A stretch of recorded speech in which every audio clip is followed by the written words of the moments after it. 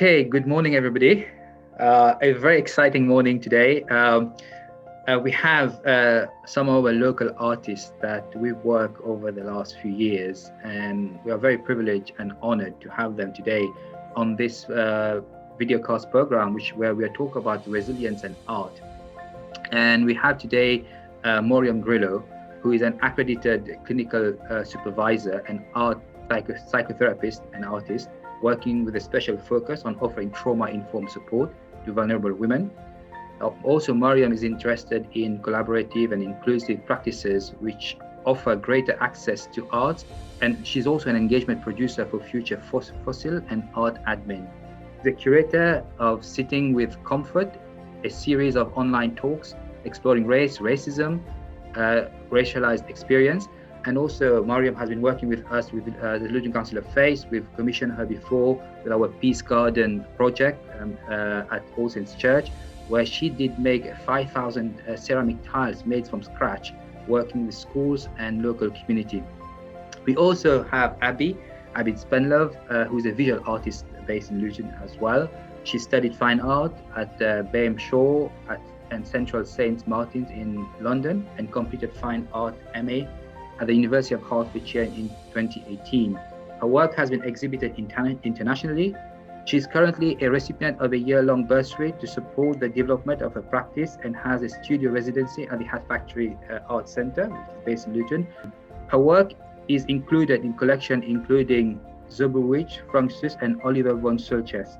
So Abby has been working with us, commissioned for her artwork. And again, we did a Peace Garden with her, where she did peace poles and transforming a derelict patch of land to create a peace garden in Hightown. And finally, we have Luqman. Luqman is a linguist, and he's specialized in Arabic, Persian, and Urdu, and he's the co-founder of Khayaal, an artistic director. Khayaal is the first theatre company dedicated to the exploration of classical Muslim literature throughout contemporary stagecraft, as a means of fostering greater intercultural and interfaith engagement and understanding. So Khayaal has also created what we call Theatre Beyond Walls, and have worked across the communities in schools and in the UK and across the world, actually, in countries like Morocco, Pakistan, Sudan, Switzerland, UAE, and USA. So we're very proud to have Khayaal today with us. And of course, they've been working with us as a council of faith, developing stories of wisdom across faith, from Hinduism, Judaism, Christianity, Islam, and Sikhism. So welcome, everybody, and welcome to this morning. The first question I have is, of course, we are talking about resilience here. And if I may ask, as an artist, what is your own experience about resilience? What does resilience mean for you, and how do you define that resilience? If I can come to Luqman first. Thank you so much, Riyad. Thank you for having us. So when I think about resilience, I think about two things, purposefulness and resourcefulness.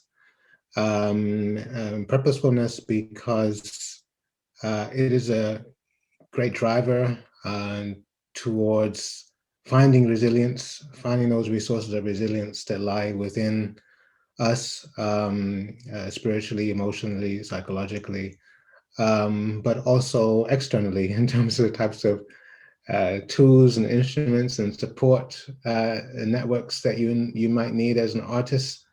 And then resourcefulness. So that's really about understanding the various ways that you can turn different resources towards supporting resilience. As a theatre company, we at any given time will have various different types of materials. We will have different artists that we have on our books, and so how we use those resources well and towards fulfilling our purpose really makes all the difference. Thank you very much, Luqman. If I can come to Moriam. Moriam, you are also into art therapy, and you use art and psychotherapy. Can you tell us a little bit about your own experience? What does resilience means for you, and how you define that resilience?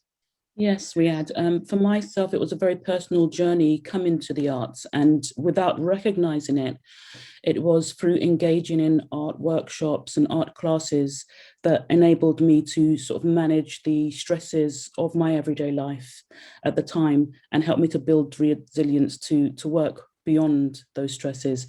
So I didn't recognize the resource in the art making and in creativity until I began to sort of engage in it myself. And that led me to then, as you say, go on to study art therapy and to support others in doing the same. Mhm. I will come back to you a bit later on about telling us a little bit more about what art therapy is all about. I'm quite curious about this whole psychotherapy and art. But coming to Abi, so Abi, we've heard about this personal journey for a lot of people and resilience. So, what is resilience for you as an artist? Yeah, thank you for having me, Riyadh. It's a really interesting question to think about, resilience. And I think COVID has probably sort of added another layer to my understanding of resilience. But I think for me, as a sort of professional artist, one of the things you experience or get used to experiencing is rejection. And so resilience is a really important part of being an artist in order to kind of be able to function through these processes and not be completely knocked away. So for me, resilience is having like an inner strength, an understanding of what I do and why I do it, and a belief in the importance of my own kind of artistic journey and its significance. And also resilience would be thinking about just putting one foot in front of the other. So thinking about having systems and strategies rather than ultimate goals in order to be able to move forward and feel a sort of progress every day. I think that's another strategy that I've used to help build resilience within my practice. Thank you very much, Avi. I'm hearing the word as building systems and strategies using art. So I would like to ask Luqman, in the field of theatre, what sort of systems and strategies that is available out there that can help us to, or help your wider audience to build that resilience? I think if we talk about systems and strategies in theatre, it's all about bringing people together and coalescing a creative team. That's the, if you like, that's the central system of theatre. It's a system of people and a convergence of ideas and imaginations and skill sets in order to create something that is beautiful, horizon broadening, and captures the imagination. And those are, and given that human beings are quite complex, those systems and strategies always involve a lot of different permutations around, different personality types, different energy frequencies. So yeah, it's one that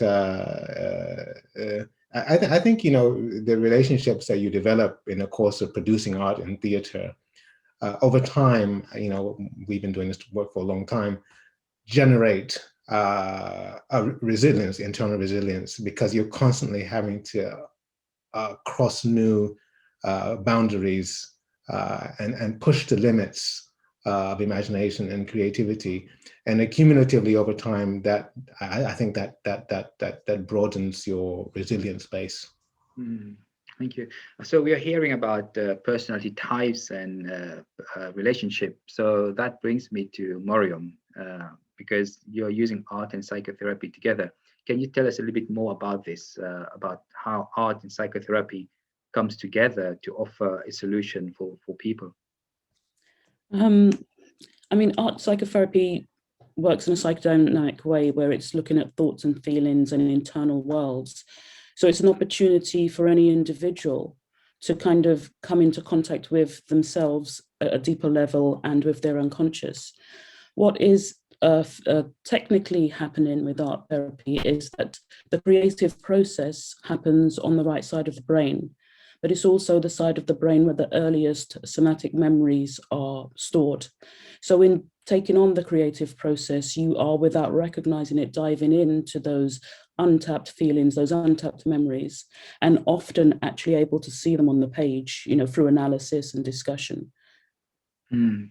Brilliant. So talking about, you mentioned about feelings and emotions, and I'm quite curious about Abi. If I come to you, especially looking at the art behind you, sometimes it's kind of a bit of an abstract form of art, and I'm sure that there's something around emotions and that is embedded into that piece of work. So can you tell us a little bit about this piece of work that is behind you? Sure. So this piece of work is part of a kind of artistic process that I've been developing over recent years, where I freeze river water and I put pieces of ice onto paper and mix them with inks, and then I let the inks melt on the paper. And so what you see behind me are the like, it's sort of zoomed in, the sedimentation lines that appear as the ink dries back on the paper. And so I guess my connection with this is also about one of the joys of being an artist is having a kind of different way of looking at the world, but also believing that materials can communicate things as well as us being able to communicate through them. So in this work, I'm kind of more of a witness, I suppose, kind of seeing what the elements do as they record their journey of evaporation on the paper. Wow. Does that make sense? Yeah, I've never thought about it this way. If you look at, I'm very much into water because my background is in water first, before I came into the field that I am at this moment. And we know that water has memory and different memory and what you say to water. And if you look at the work of this a Japanese scientist, Dr. Emoto, and he talks about how the water structure, how it changes with words and prayers and things like that. And now you're adding colors to that. Sounds something, wow, magical. And I would be interested in the future to hear about the structure of water, if that water has been kind of structurized in a different way. Let's say let's say some kind of prayer has been said to that water, or we say kind words. And we talk about a lot of words around values and virtues, and if you put some ink into that, and what would that come and how would that transform? Because we've done it with ice, as you just mentioned, but I haven't seen it this way. So that's quite something will be interesting to see in the future, or maybe it's a piece of work that you can do. Listening to all of you guys, so we are talking about arts, we are talking about emotions, we are talking about relationship. Now, very often, when we've heard a lot how art can help into areas of crime and how it can improve certain areas. I remember, Abi, we working with you, we had a lot of difficulties to transform a particular area of Peace Garden where we were told that actually this will attract more vandalism. But we've proven that completely wrong. Until today, this is standing really strong, and actually it has gone better and better. So can you share a little bit about that, how art actually can improve in terms of transforming behavior to the better? Well, I think art, and particularly art projects which involve the local community, help to kind of reframe it, I suppose, or help people to engage with it in a different way. So you and I worked on a project together a few years ago in Dallow Downs, do you remember? And we were really thinking about how do we help the children from the local schools and their families use this area of land, like local green space, in a different way. It was an area where some people were saying things like they didn't feel safe walking through there, or it wasn't somewhere that they felt that they could go with their family. And so through kind of developing this art project together and creating a map to show people the different areas of kind of nature and flora and fauna that they could engage with, it helped them to take ownership of it and engage with it in a new way. And I think that's what art can really do, is give us a new perspective on things, sometimes through some kind of activity which might seem different, always with the community coming together to do something, to say this is our space and we're going to take care of it and look after it, or even decorate it in some way, or like bring something of ours into this space that kind of marks it. Something really powerful about doing that. And I think it does really change the feel of a space, and it can change the way that people see it and interact with it. If I can, thank you, Abi. If I can come to Luqman, I'm sure you have, Khayaal means, I think, imagination. So how art captures people's imagination, and how can that reduce crime and build that resilience in people in areas of crime, if we can put it this way? Yeah, I think we've had the experience of young people, impressionable young people who had fallen under negative influences and began to contemplate,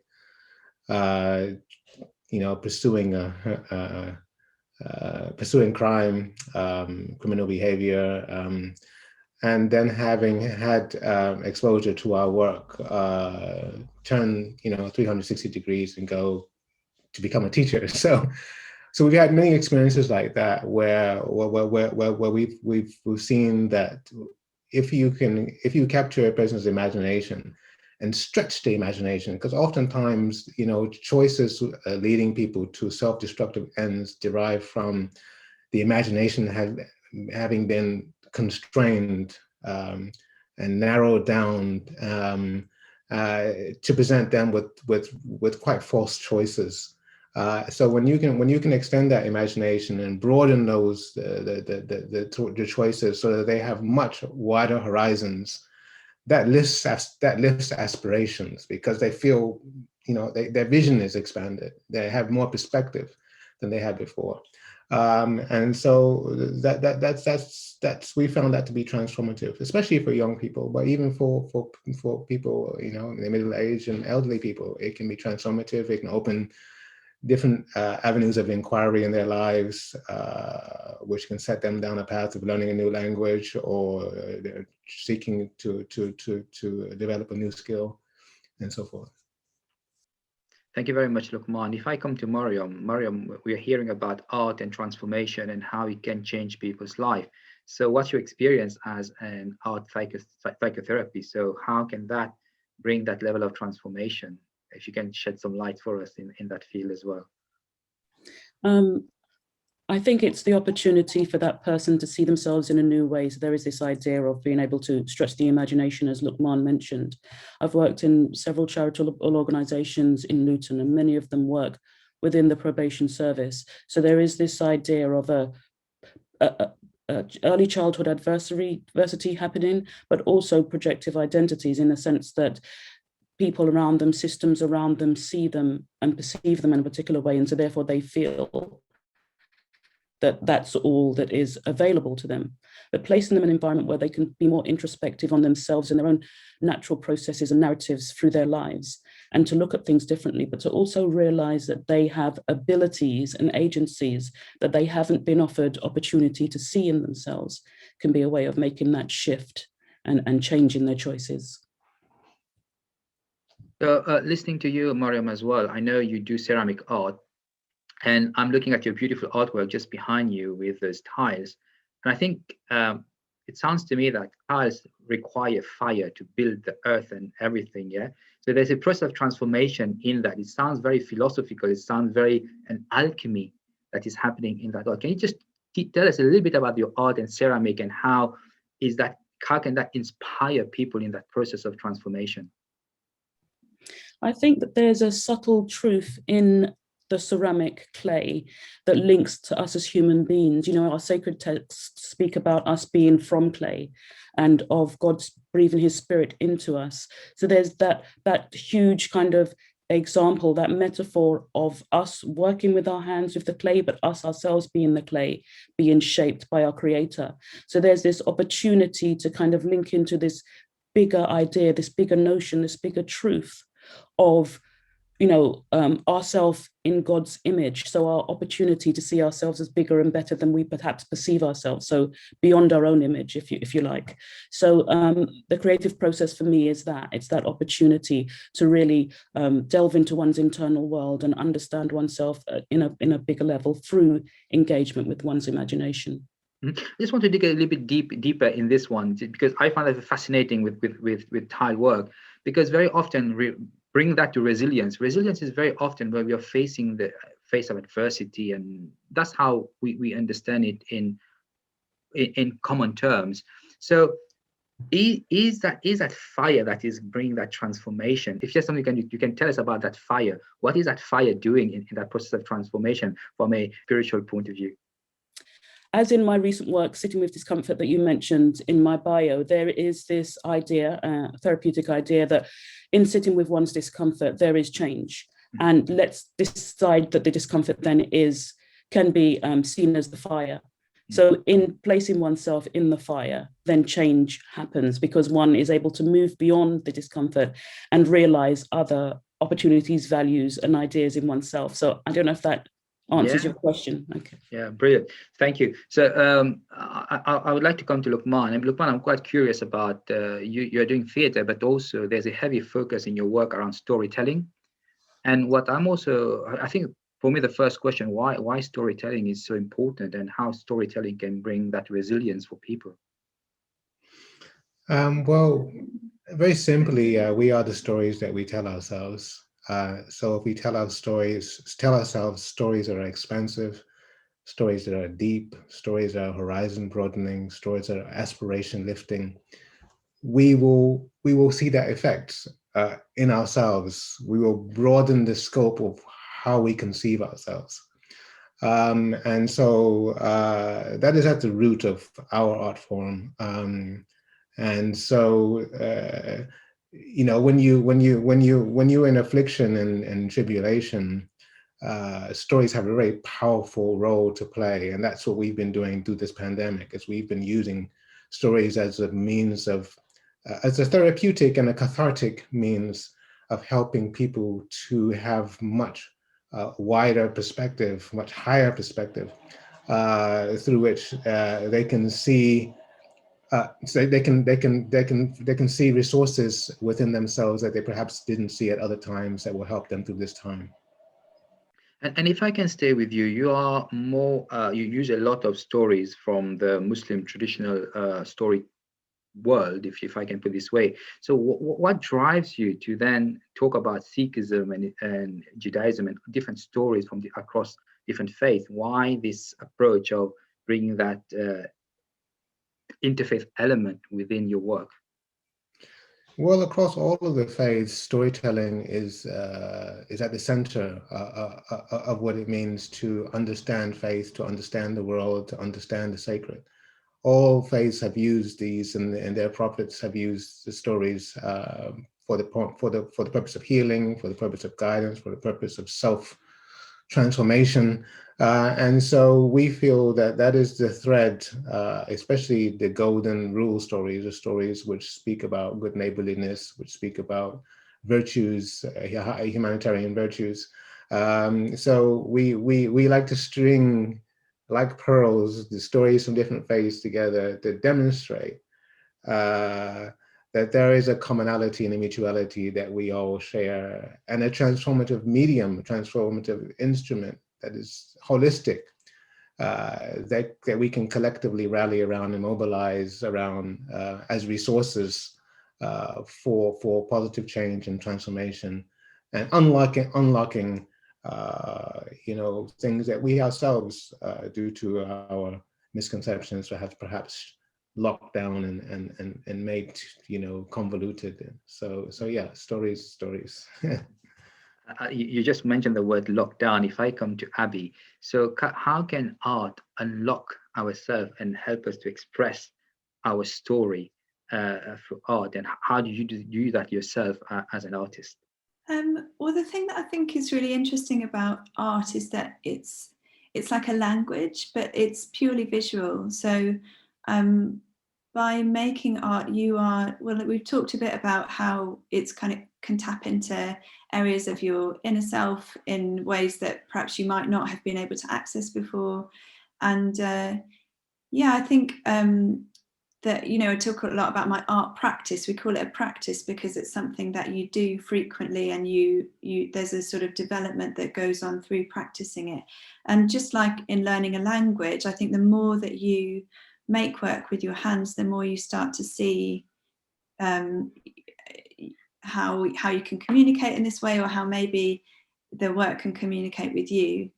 And that's really exciting because it can speak across any country in the world. People can can be moved by an artwork in different ways. And I think that's the work that I make. I'm really interested in making work which can have multiple readings. So rather than it being like, this is what it means in this kind of rigid way, that everybody who sees a piece of artwork, they bring their own story, they bring their own background, they bring their own perspective and understanding of the world to that, and it can speak to them in different ways. And I find that really exciting if I have an art exhibition and people say, oh, it really reminded me of this thing, or it made me feel this way, and those things are always different. And I think that's so exciting, because that's not necessarily something that I've done or that I've put into the work. It's the work itself having this kind of life, or this way of sort of communicating on its own, which is beyond me, which is it's a really exciting thing to work with,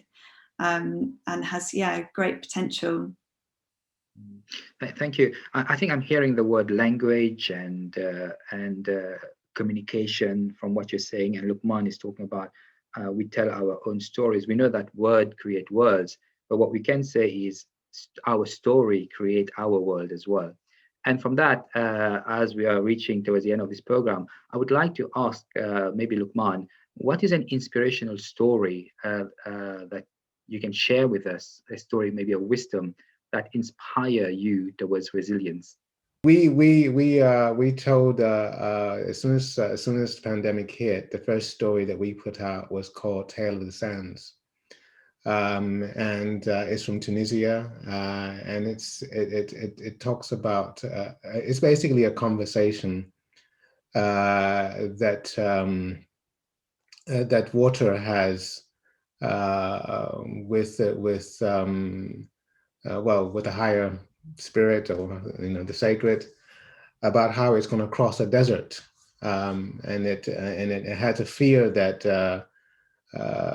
in the process of crossing this desert, that it will get lost and it will lose its identity and basically disappear.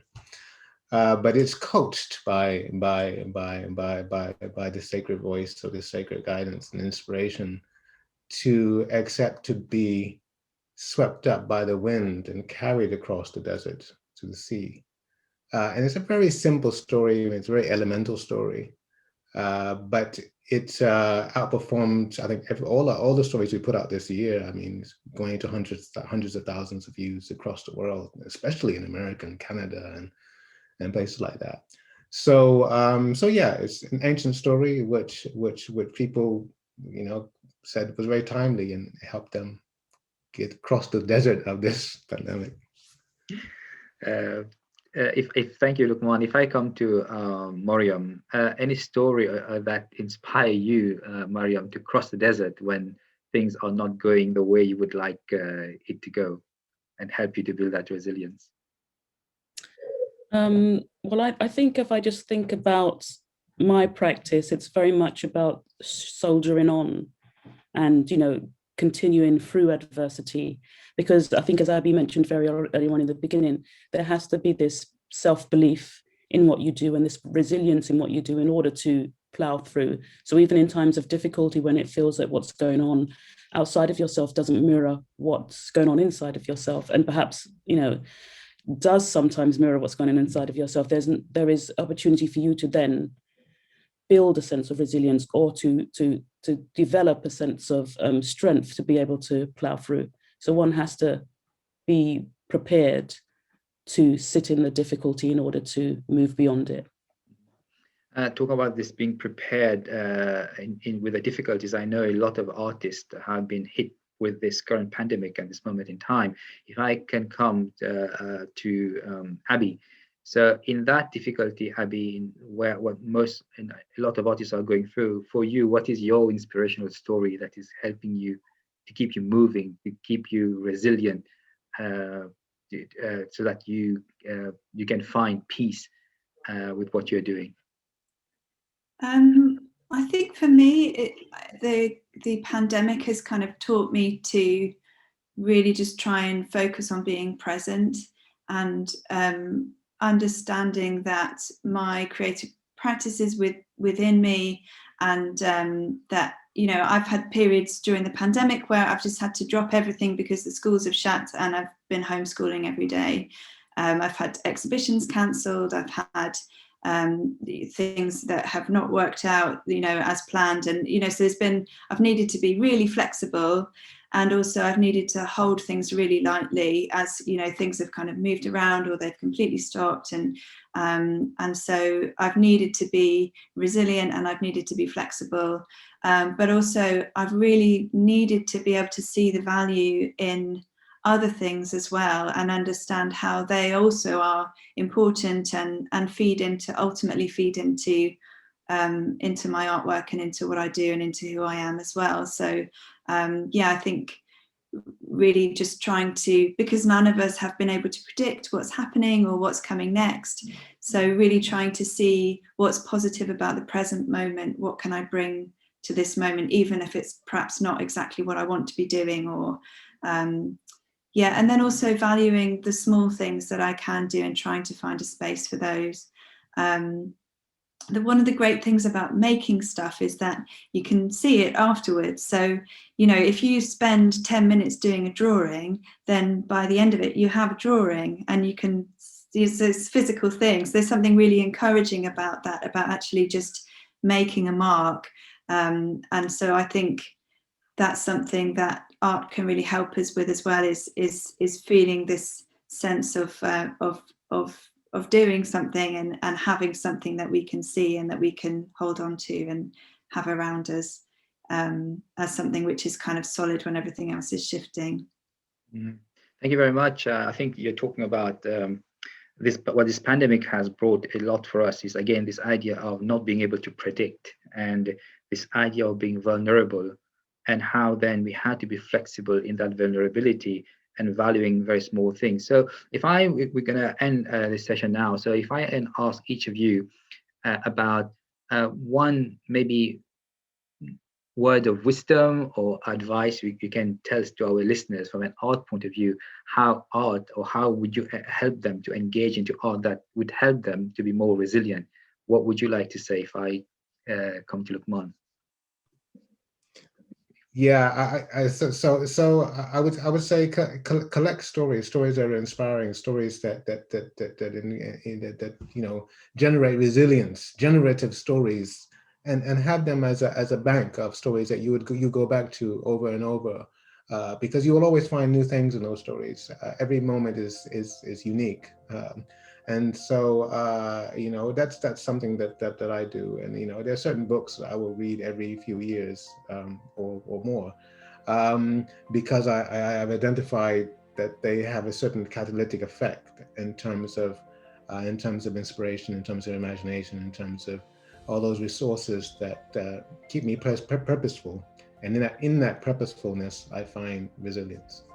And I know that Khayaal just published a book about the Mullah, National Shah, and I know that he's a prankster, and there's a lot of stories that we can draw from his teachings, isn't it? Yeah. Mullah Nasruddin, riding a donkey backwards. Yeah, there's a lot of he's very helpful for resourcefulness and resilience. Yeah. Brilliant. So a final word from Moriam. Any words of wisdom that you would like to share from an art point of view? Be playful, be creative, be spontaneous, but most of all, be you. Thank you. And Abi? I would say that visual art is all about looking and seeing. So that's where you should start. Learn how to look, learn how to see things, slow down, go for a walk, look closely, and that's where you might find your inspiration. Thank you very much, Guy. I'm really grateful for this session today. So I look forward to see you for another time, for another event like this. But I think you've all been wonderful. I think we've learned a lot from you, and we're really proud having local artists like you where we can draw from those resources, and hopefully we're going to meet soon. I wish you a good day, whatever you're going to do today, and hopefully there's sunshine today, so hopefully you're going to enjoy a walk like Abi just mentioned today. Thank you. Thank you.